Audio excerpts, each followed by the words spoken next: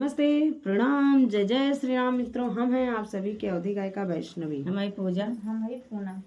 तो आओ भैया एक बहुत प्यारा सा आप सबके खातिर लाई यही सोहर पर के उठान गीत। कैसे लागे कमेंट कर जाए।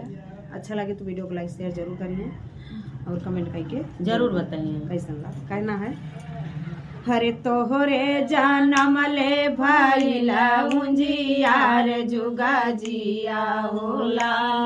तोहरे जानम ले भइला उजियार जग जिया रे लाल। हरे के ना लुटावेला ना धन सोनामा के ना लुटावेला धन सोनामा।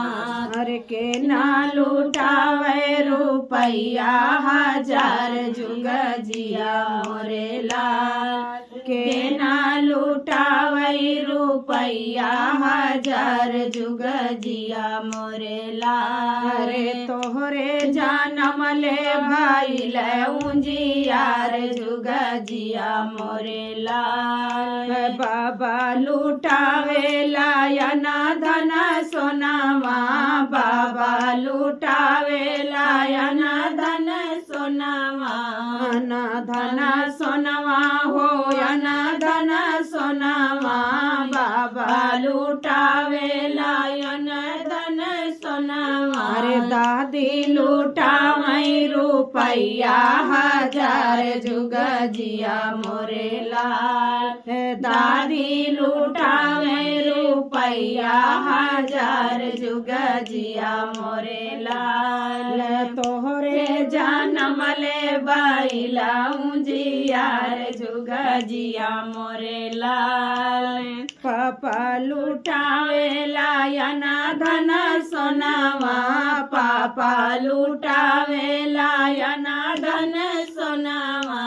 मम्मी मनावेली देवता हजार जुग जिया मोरे लाल। अरे मम्मी मनावेली देवता हजार जुग जिया मोरे लाल।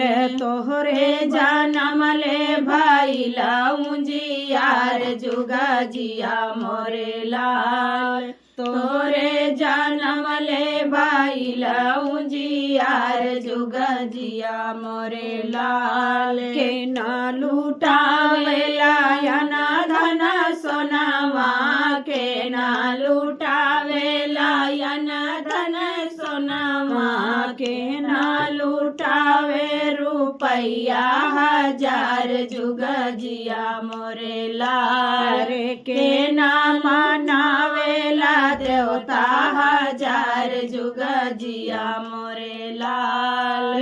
चाचा लुटावेला ना धन सोनामा चाचा लुटावेला ना धन सोनामा। अरे चाची लुटावे रुपैया हजार जुग जिया मोरे लाल। अरे चाची मनावेली देवता हजार जुग जिया मोरे लाल। तोहरे जानम ले भइला उजियार जुग जिया मोरे लाल। तो भैया वही गीत हमारा आप सबका कैसे लगा प्यारा सा कमेंट कर जाइए। अच्छा लगा तो वीडियो को लाइक से जरूर करें।